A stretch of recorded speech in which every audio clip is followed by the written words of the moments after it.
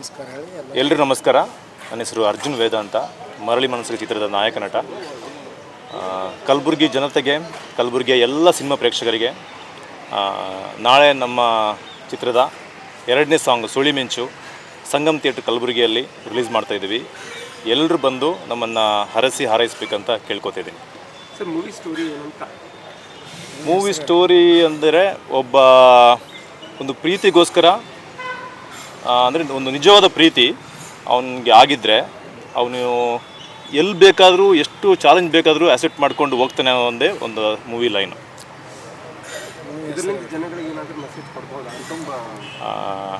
Definitely ನಮ್ಮ ಸಿನಿಮಾದಲ್ಲಿ ಒಳ್ಳೆ ಕತೆ ಇದೆ, ಮನಸ್ಸಿಗೆ ಹಿತ ನೀಡುವಂಥ ಒಳ್ಳೆ ಡೈಲಾಗ್ಸ್ ಇದೆ, ಮನಸ್ಸಿಗೆ ಮುದ ನೀಡುವಂಥ ಒಳ್ಳೆ ಮ್ಯೂಸಿಕ್ ಇದೆ, ಅದೇ ರೀತಿ ಅಚ್ಚ ಕನ್ನಡದ ಸಾಹಿತ್ಯ ಇದೆ. ಸಿನಿಮಾ ಥಿಯೇಟ್ರಿಂದ ಜನರು ಖಂಡಿತವಾಗ್ಲೂ ಖುಷಿಯಾಗಿ ಹೊರಗೆ ಬರ್ತಾರೆ ಅಂತ ನಮಗೆಲ್ಲ ಧೈರ್ಯ ಇದೆ. ಸೊ ಹಂಗಾಗಿ ಒಂದು ಒಳ್ಳೆ ಸಿನಿಮಾ ಮಾಡಿದ್ದೀವಿ. ಎಲ್ಲರ ಆಶೀರ್ವಾದ ಬೇಕು ನಮಗೆ. ಚಿತ್ರೀಕರಣ ದಾವಣಗೆರೆ, ಬೆಂಗಳೂರು, ಭಟ್ಕಳ, ತೀರ್ಥಹಳ್ಳಿ, ಮಣಿಪಾಲ್, ಉಡುಪಿ, ಸುರತ್ಕಲ್ ಈ ಭಾಗ ಅಂದರೆ ನಮ್ಮ ಕತೆ ಸಾಗೋದು ಆ ಒಂದು ಭಾಗದಲ್ಲಿ, ಹಾಗಾಗಿ ಅಲ್ಲಿ ಮಾಡಿದ್ದೀವಿ. ಆದರೆ ಈ ಸಿನಿಮಾನ ವರ್ಲ್ಡ್ ವೈಡ್ ನೋಡ್ಬೋದು, ಆ ಥರ ಒಂದು ಕತೆ ಇದು. ಸರ್, ಇದು ಏನಂದರೆ ಇಲ್ಲಿಂದ ಕಲ್ಯಾಣ ಕರ್ನಾಟಕ ಭಾಗಕ್ಕೆ ಯಾರಿಗಾದ್ರೂ ತಗೊಂಡಿದೆ ಕಲಾವಿದರು? ಹೌದು, ಇದ್ದಾರೆ. ನಮ್ಮ ಕಾಮಿಡಿ ಆ್ಯಕ್ಟರ್ಗಳಿದ್ದಾರೆ. ಆಮೇಲೆ ಈಗ ನಮ್ಮದು ತಂಡ ಹೊಸದಿರ್ಬೋದು, ಆದರೆ ಕಲಾವಿದರು ಯಾರು ಹೊಸಬ್ರಲ್ಲ, ಎಲ್ಲ ರಿಜಿಸ್ಟರ್ಡ್ ಕಲಾವಿದರುಗಳು. ಆಮೇಲೆ ಟೆಕ್ನಿಷಿಯನ್ಸ್, ಎಲ್ಲ ದೊಡ್ಡ ದೊಡ್ಡ ಟೆಕ್ನಿಷಿಯನ್ಸ್ ಇರೋದು.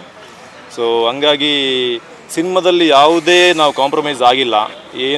ನಾಳೆ ದಿನ ಏನು ನೀವು ಸಾಂಗ್ ನೋಡ್ತೀರಿ ಅದ್ರ ಮೇಲೆ ನೀವು ಡಿಸೈಡ್ ಮಾಡ್ಬೋದು ನಮ್ಮ ಸಿನಿಮಾ ಯಾವ ಲೆವೆಲಲ್ಲಿ ಇರುತ್ತೆ ಅಂತ. ಹೌದೌದು, ನನಗೆ ನಾನು ಮೈಸೂರು ರಂಗಾಯಣದಲ್ಲಿ ಕೋರ್ಸ್ ಮಾಡಿ, ನಂತರ ತುಳು ಸಿನಿಮಾ ಮಾಡಿ, ನಂತರ ಕನ್ನಡ ಸಿನಿಮಾ ಮಾಡಿ, ತೆಲುಗಲ್ಲಿ ಹೀರೋ ಆಗಿ, ತಮಿಳಲ್ಲಿ ಮಾಡಿ, ಈಗ ಹತ್ರ 10 ಸಿನಿಮಾ ರಿಲೀಸ್ ಆಗಿದೆ. ಇದು ನನಗೆ 12ನೇ ಸಿನಿಮಾ, ಮತ್ತು ಇನ್ನೊಂದು 4 ಸಿನಿಮಾಗಳು ಬರ್ತಾ ಇದ್ದಾವೆ. ನಮ್ಮ ಚಿತ್ರ ಬೆನಕ ಟಾಕೀಸ್ ಸಂಸ್ಥೆಯ ನಿರ್ಮಾಣದಲ್ಲಿ ಬಂದಿರುವ ಚಿತ್ರ ಮರಳಿ ಮನಸ್ಸಾಗಿದೆ. ನಾನು ನವೀನ್ ಕುಮಾರ್ RO ಈ ಚಿತ್ರ ನಿರ್ಮಾಪಕ. ಸೊ ಆಲ್ರೆಡಿ ನಮ್ಮ ನಿರ್ದೇಶಕರು ಮತ್ತು ನಮ್ಮ ಹೀರೋ ಆಲ್ರೆಡಿ ನಿಮ್ಮ ಹತ್ರ ಮಾತಾಡಿದ್ದಾರೆ. ಸೊ ನಾನು ಜಸ್ಟ್ ಒಂದು ಲೈನಲ್ಲಿ ಹೇಳೋದಾದರೆ, ತುಂಬಾ ಪ್ರೀತಿಯಿಂದ ಈ ಸಿನಿಮಾ ಮಾಡಿರೋದು. 100% ನಾವು ಪತ್ರಕರ್ತಗಳ ಮುಂದೆ ಯಾವುದು ಸುಳ್ಳು ಹೇಳಬಾರ್ದು ಅಂತ. ಆ್ಯಕ್ಚುಲಿ ಯಾಕೆ ನೀವು 1000 ಸಿನಿಮಾ ನೀವು ನೋಡಿರ್ತೀರ, ಎಲ್ಲರೂ ಹೇಳೋದು ಚೆನ್ನಾಗಿದೆ ಸಿನಿಮಾ ಅಂತಲೇ ಹೇಳೋದು, ಸೂಪರ್ ಆಗಿದೆ ಅಂತ ನಾವು ಹೇಳೋದು. ಸೊ ಬಟ್ 100% ನಾಳೆ ನೀವು ಸಾಂಗ್ ನೋಡಿದಾಗ ನಿಮಗೊಂದು ರಿಯಾಲಿಟಿ ಗೊತ್ತಾಗುತ್ತೆ, ನಾವೇನು ಮಾತಾಡ್ತಾ ಇದ್ದೀವಿ, ಅಲ್ಲಿ ನಾವೇನು ಪ್ರೆಸೆಂಟ್ ಮಾಡಿದ್ದೀವಿ ಅಂತೇಳಿ. 100% ಇದು ಇಡೀ ಕುಟುಂಬ ಸಮೇತ ನಿಂತು ಬಂದು ನೋಡುವಂಥ ಸಿನಿಮಾ ಇದು. ಆಮೇಲೆ ಇದು ನಮ್ಮ ಉದ್ದೇಶ, ಒಂದು ಕ್ವಶನ್ ಕೇಳಿದಾವಲ್ಲ, ಕಲಬುರಗಿನಲ್ಲಿ ಶೂಟಿಂಗ್ ಮಾಡಿಲ್ಲ, ಪ್ಲಸ್ ಕಲಾವಿದರು 100% ಸರ್ ನಾವು ಕನ್ನಡ ಸಿನಿಮಾ ಅಂತ ಮಾಡಿ ಸರ್. ಕಲಬುರಗಿ ಮೊದಲನೇ ಹೆಜ್ಜೆ ನಮ್ಮದು. 100% ನಿಮ್ಮ ಸಹಕಾರ ಇತ್ತು ಅಂದರೆ ಇಲ್ಲಿನ ಕಲಾವಿದರುಗಳ ಬಗ್ಗೆನೇ ನಾವು ಒಂದು ಇನ್ಫಾರ್ಮೇಷನ್ ತೊಗೊತಾ ಇದ್ದೀವಿ. ಮುಂದಿನ ಚಿತ್ರದಲ್ಲಿ 100% ಇಲ್ಲಿಗೆ ನಿಲ್ಲಲ್ಲ. ಸೊ ಮುಂದಿನ ಚಿತ್ರದಲ್ಲಿ ನೋಡಿ, ಆಲ್ರೆಡಿ ಉಮೇಶ್ ಅಂತ ಒಬ್ರು ಇದ್ದಾರೆ, ಅವರು ನೆಕ್ಸ್ಟ್ ನಿರ್ದೇಶಕರಾಗ್ತಾರೆ ನಿಮ್ಮ ಗುಲ್ಬರ್ಗದವ್ರನ್ನೇ, ನಮ್ಮ ಸ್ನೇಹಿತರು.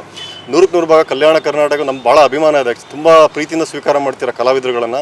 ಸೊ ಅದೇ ಬೆಂಬಲ ನಿಮ್ಮ ಮೇಲೆ ಇರಲಿ. ಮುಂದಿನ ದಿನದಲ್ಲಿ ದೇವರ ಆಶೀರ್ವಾದ ಮಾಡಿದರೆ 100% ಒಂದು ಸಿನಿಮಾ ಇಲ್ಲಿ ಮಾಡ್ತೀವಿ ಸರ್, ಡೆಫಿನೆಟ್ ಆಗಿ.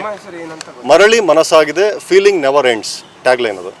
ಏನು ಬಜೆಟಲ್ಲಿ ಆಗಿರ್ಬೋದು ಸರ್? ಅದನ್ನೇ ಸರ್ ಅವಾಗಲೇ ನಾನು ಹೇಳಿದೆ ಸರ್, ಬಜೆಟಿಂದ ಸಿನಿಮಾನ ಅಳಿಬಾರ್ದು ಸರ್. ಯಾಕಂದರೆ ಅದು ನಮಗೆ ಸಿನಿಮಾ ಒಳ್ಳೆ ಸಿನಿಮಾ ನಾವು ಕೊಡಬೇಕು ಅನ್ನೋದು ಒಂದೇ ಉದ್ದೇಶ ಸರ್. ದೇವರಾಣಗೆ ಈ ಸಿನಿಮಾ ನಾವು ದುಡ್ಡಿಗೆ ಅಂತಲೂ ಮಾಡಿಲ್ಲ, ತುಂಬ ಕಷ್ಟಪಟ್ಟು ಮಾಡಿ. ಯಾಕಂದ್ರೆ ನಾವೆಲ್ಲ ಇಂಜಿನಿಯರ್ಸ್, ನಾನು ಕೂಡ ಇಂಜಿನಿಯರ್ನ, ಐ ಟಿಲಿ ಕೆಲಸ ಮಾಡ್ಕೊಂಡು ಬಂದಿರೋನು. ನಾವು ಐ ಟಿಲಿ ಕೆಲಸ ಮಾಡೋ ದುಡ್ಡು ಬಗ್ಗೆ ಯೋಚನೆ ಮಾಡಲ್ಲ. ಓನ್ಲಿ ಥಿಂಗ್ ನಮ್ಮಿಂದಾಗಿ ಕನ್ನಡ ಇಂಡಸ್ಟ್ರಿಯಲ್ಲಿ ಸತತ ಸೋಲ್ ಆಗ್ತದೆ. ಆ್ಯಕ್ಚುಲಿ 10 ಸಿನಿಮಾ ರಿಲೀಸ್ ಆದರೆ 10 ಸಿನಿಮಾನೂ ಗೆಲ್ತಾ ಇಲ್ಲ ಆ್ಯಕ್ಚುಲಿ. ಆಮೇಲೆ ನಮ್ಮದೇನೆ ಮೇನ್ಲಿ ಪ್ರಮೋಷನ್ ಸರ್. ಇವತ್ತು ಬಂದಿರೋ ಉದ್ದೇಶ ನಾವು ಸಿನಿಮಾ ಪ್ರಮೋಷನ್ಗಲ್ಲ, ಬರೀ ಹಾಡಿನ ಪ್ರಮೋಷನ್ಗೆ. ಆಲ್ರೆಡಿ ಬೆಂಗಳೂರು ಮೊದಲನೇ ಸಾಂಗ್ ರಿಲೀಸ್ ಆಯಿತು, ನಾಳೆ ಇಲ್ಲಿ ಮಾಡ್ತಾಯಿದ್ವಿ.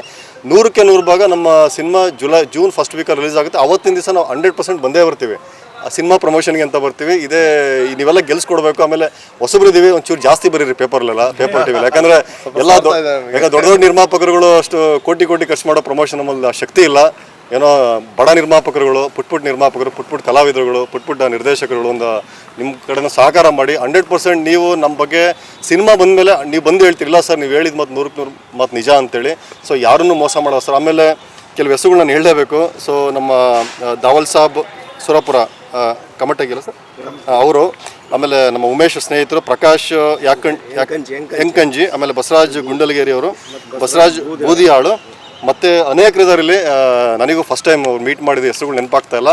ಅವರೆಲ್ಲರದು ಅವ್ರ ಆಶೀರ್ವಾದ ಆ್ಯಕ್ಚುಲಿ ನಾನು ಹೇಳಿ. ಯಾಕಂದ್ರೆ ನಾವು ಎಲ್ಲಿದ್ದವರು ಇಲ್ಲಿ ಗುಲ್ಬರ್ಗ ಬರ್ತೀವಿ, ಆ ಋಣ ಆ್ಯಕ್ಚುಲಿ ಆ ದೇವ್ರ ಋಣ ಇತ್ತು ಅನ್ಸುತ್ತೆ, ಇಲ್ಲಿ ಬಂದಿದ್ದೀವಿ. ಸೊ ನಿಮ್ಮೆಲ್ಲರೂ ಪ್ರೀತಿ ಇರಲಿ. ನಮ್ಮ ಸಿದ್ದು ಸರ್ ಅವ್ರ ಹೆಸರು ಹೇಳಬೇಕು ನಾನು, ಸಂಗಮ್ ಥಿಯೇಟ್ರು, ಇವ್ರ ಪ್ರೀತಿಯಿಂದ ನಾವು ಬಂದಿರೋದು ಸರ್.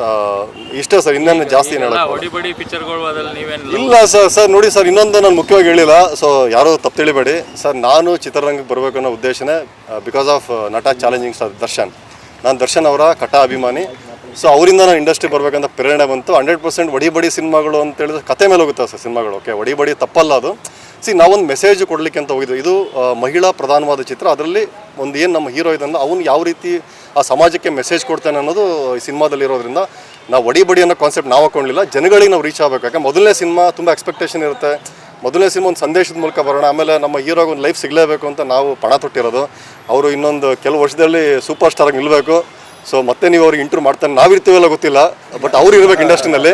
ಯಾಕಂದರೆ ನಮಗೆ ತುಂಬ ಆಸೆ ಇದೆ ಆತ ಒಂದು ದೊಡ್ಡ ಸ್ಟಾರ್ ಆಗಿ ಕನ್ನಡ ಇಂಡಸ್ಟ್ರಿಗೆ. ತುಂಬ ಕಡಿಮೆ ಅದಾರೆ ಈಗ. ಆಮೇಲೆ ತುಂಬ ಒಳ್ಳೆ ವ್ಯಕ್ತಿತ್ವ ಒಂದು. ಯಾಕಂದರೆ ಈ ಥರ ಸುಮಾರು ಜನ ಮಾಡಲ್ಲ ಆ್ಯಕ್ಚುಲಿ ಸರ್. ಇನ್ನೊಂದು ಈ ಮೂಲಕ ಸರ್, ಸಿನಿಮಾದವರು ಯಾಕೆ ಸೋಲ್ತಿರೋ ಒಂದು ಕಾರಣ ಸರ್, ಯಾರು ಕೂಡ ಊರನ್ನ ಸುತ್ತಾ ಇಲ್ಲ ಸರ್. ಬೆಂಗಳೂರಲ್ಲಿ ಕುತ್ಕೊಂಡು ಪ್ರೆಸ್ ಮೀಟ್ ಮಾಡಿದ್ರೆ ಏನೂ ಆಗಲ್ಲ, ಜನಗಳ ಮಧ್ಯೆ ಬರಬೇಕು ಸರ್. ನಾವು ಅದಕ್ಕೆ ಅವತ್ತು ಬಂದಿದ್ದೀವಿ. 100% ಕರ್ನಾಟಕದಲ್ಲಿ ಏನು ಡಿಸ್ಟ್ರಿಕ್ಸ್ ಇದೆಯೋ ಎಲ್ಲ ಡಿಸ್ಟ್ರಿಕ್ಸು ನಾವು ಹೋಗೋದಕ್ಕೆ ರೀಚ್ ಮಾಡಿ ಟ್ರೈ ಮಾಡಿದ್ವಿ. ಏನಾಗುತ್ತೆ ಅಂದರೆ ನಾವು ಬಂದಾಗ ನಿಮಗೆ ಖುಷಿ ಆಗುತ್ತೆ, ಏನೋ ನಮ್ಮ ತಂಡ ಬಂತು, ಇವತ್ತು ನಾವು ಮಾತಾಡ್ತಾ ಇದ್ದೀವಿ. ಎಲ್ಲ ನಾವು ಬೆಂಗಳೂರು ಕೂತಾಗ ಅದೇ 4 ಜನ ಅವ್ರ ಹತ್ರ ಮಾತಾಡ್ತೀವಿ. ನಿಮ್ಮ ಹತ್ರ ನಾವು ಬರೋಕ್ಕಾಗಲ್ಲ. 100% ನಾವು ನೆಕ್ಸ್ಟು ಬರ್ತೀವಿ ಸರ್. ಯಾಕಂದ್ರೆ ನಿಮ್ಮ ಪ್ರೀತಿ ಬೇಕು. ಎಲ್ಲ ಹೃದಯವಂತ ನೀವೆಲ್ಲ ಉತ್ತರ ಕರ್ನಾಟಕ, ಕಲ್ಯಾಣ ಕರ್ನಾಟಕದವ್ರು ಆಯ್ತಾ. ಸೊ ನಾನು ಮಧ್ಯ ಕರ್ನಾಟಕದವ್ರು, ಕಷ್ಟ ಆಗುತ್ತೆ ನಮಗೆ. ಸರ್, ಕೊನೆಗಾಗಿ ಕಲಬುರಗಿ ಜನತೆಗೆ ಏನು ಹೇಳಕ್ಕೆ ಬಯಸ್ತೀವಿ? ಕಲಬುರಗಿಯ ಜನತೆಗೆ ಮರಳಿ ಮನಸ್ಸಾಗಿದೆ ಚಿತ್ರ. Out and out paisa vasool movie. ನೀವೇನು ದುಡ್ಡು ಕೊಟ್ಟು ಸಿನಿಮಾ ಥಿಯೇಟ್ರಿಗೆ ಬರ್ತೀರಾ, ಯಾವುದೇ ಕಾರಣಕ್ಕೂ ಅದು ಮೋಸ ಮಾಡಲ್ಲ. ಮೋಸ ಮಾಡಿದ್ರೆ ನಾವು ಎಲ್ಲೂ ಹೋಗಲ್ಲ. ಆ್ಯಕ್ಚುಲಿ ನೀವು ಹಿಡ್ಕೊಂಬಂದು ಇಲ್ಲಿ ಕೂರಿಸಬೇಕು. ಇಲ್ಲಿ ಇದೇ ಪ್ರೆಸ್ ಕ್ಲಬ್ಬಲ್ಲಿ ನಮ್ಗೆ ಕೂರಿಸ್ಬಿಟ್ಟು ಲಾಕ್ ಮಾಡಿ ನೀವು ಈ ಥರ ಹೇಳಿದ್ರಿ ಅಂತೇಳಿ. ಯಾಕಂದ್ರೆ ಅದು ಬದಲಾಗಿದ್ದೀನಿ. ಯಾಕಂದರೆ ಒಂದು ಒಳ್ಳೆ ಸಿನಿಮಾ ಮಾಡಿದ್ದೀವಿ ಸರ್, ಯಾರಿಗೂ ಅದನ್ನು ಹುಸಿಗೊಳಿಸಲ್ಲ. ಆಮೇಲೆ ದಯಮಾಡಿ ಥಿಯೇಟ್ರಿಗೆ ಬನ್ನಿ. ನಾವೇನು ತುಂಬ ಟಿಕೆಟ್ಸು ರೇಟ್ ಇರೋದಿಲ್ಲ. ಯಾಕೆ ಸಿದ್ದರಾಮಯ್ಯ ಸರ್ ಈಗ ಆಲ್ರೆಡಿ 200 ರೂಪಾಯಿಗೆ ಅದು ಟಿಕೆಟ್ನ ಈಗ ಮಾಡಿದ್ದಾರೆ, ಮಲ್ಟಿಪ್ಲೆಕ್ಸ್ ಸ್ಟ್ಯಾಂಡರ್ಡ್. ಅದ್ರ ಮೇಲೆ ಟಿಕೆಟ್ ಮಾಡೋಂಗಿಲ್ಲ ಅಂತ ಆ ದೇವ್ರ ಆಶೀರ್ವಾದ ಮಾಡಿದರೆ ಎಲ್ಲ ಜನತೆಗೆ ಹತ್ರ ನಾನು ಬೇಕು ಅದಕ್ಕಿಂತ ಕಡಿಮೆ 50% ಡೌನ್ ಮಾಡಿ ಥಿಯೇಟ್ರ್ನವರ ಕೋಆಪ್ರೇಷನ್ ಮೇಲೆ 100 ರೂಪಾಯಿಗೆ ನಾನು ಟಿಕೆಟ್ ಮಾಡಬೇಕಂತ ನನಗೆ ಆಸೆ ಇದೆ. ಯಾಕಂದರೆ ಜನಗಳಿಗೆ ರೀಚ್ ಆಗಬೇಕು ಸರ್. ಈಗ 200 ರೂಪಾಯಿಗೆ ಒಬ್ಬ ನೋಡೋದಕ್ಕಿಂತ 100 ರೂಪಾಯಿ ಕೊಟ್ಟು ಇಬ್ಬರು ನೋಡಿದರೆ ಅಲ್ಲಿ ಜನ ಜಾಸ್ತಿ ಆದರು. ನನ್ನ ಆ ಉದ್ದೇಶ ಇರೋದು. ಸೊ ಹಂಗಾಗಿ ಟಿಕೆಟ್ ಪ್ರೈಸ್ ಬಗ್ಗೆ ಯೋಚನೆ ಮಾಡಬೇಡಿ. ನಮ್ಮ ಥಿಯೇಟ್ರ್ ಹತ್ರ ಮಾತಾಡ್ತೀವಿ, ಬೆಸ್ಟ್ ಪ್ರೈಸಲ್ಲಿ ನಾವು ಮಾಡಿಸ್ತೀವಿ. ದಯಮಾಡಿ ಥಿಯೇಟ್ರಿಗೆ ಬನ್ನಿ. ಕಲಬುರಗಿ ಅವ್ರು ಫಸ್ಟ್ ಡೇನೇ ಸಂಗಮ್ ಥಿಯೇಟ್ರಲ್ಲಿ ಹೌಸ್ಫುಲ್ ಆಗಬೇಕು ಅನ್ನೋದು. ಹೌಸ್ಫುಲ್ ಬೋರ್ಡ್ನ ನಾವು ನೋಡ್ಬೇಕು. ಬರೀ ವೀರೇಶ್ ಥಿಯೇಟ್ರು ಬೆಂಗಳೂರು ಥಿಯೇಟ್ರಲ್ಲಿ ಹೌಸ್ಫುಲ್ ಬೋರ್ಡ್ ನಾವು ನೋಡ್ತೀವಿ. ನಾನು ಹೇಳ್ತಾ ಇರೋದು ನನ್ನ ಕಲಬುರಗಿನಲ್ಲಿ ಏನು ಬಂದಿದ್ದೀವಲ್ಲ ಅವತ್ತು ತುಂಬ ಪ್ರೀತಿ ಕೊಟ್ಟಿದ್ದೀರ ನೀವೆಲ್ಲ. ಸೊ ಆವತ್ತು ಸಂಗಮ್ ಥಿಯೇಟ್ರಲ್ಲಿ ಹೌಸ್ಫುಲ್ ಬೋರ್ಡ್ನ ನಾನು ನೋಡಬೇಕು. ಆ ಸಪೋರ್ಟ್ ಇಲ್ಲಿ. ಆಮೇಲೆ ನಿಮ್ಗೆ ಯಾವುದೇ ಕಾರಣಕ್ಕೂ ನಿಮಗೆ ಮೋಸ ಮಾಡಲ್ಲ ಸರ್. ಯಾಕಂದ್ರೆ ನೀವು ಪತ್ರಕರ್ತರಿದ್ದೀರ, 1000 ಸಿನಿಮಾ ನೀವು ನೋಡಿರ್ತೀರ. 100% ನೀವು ಅದ್ರ ಬಗ್ಗೆ ನೀವು ಫೀಡ್ಬ್ಯಾಕ್ ಹೇಳ್ತೀರಿ ಸಾಂಗ್ ನೋಡಿದಾಗಲೇ. ಓಕೆ, ಥ್ಯಾಂಕ್ ಯು ಸರ್, ಧನ್ಯವಾದ.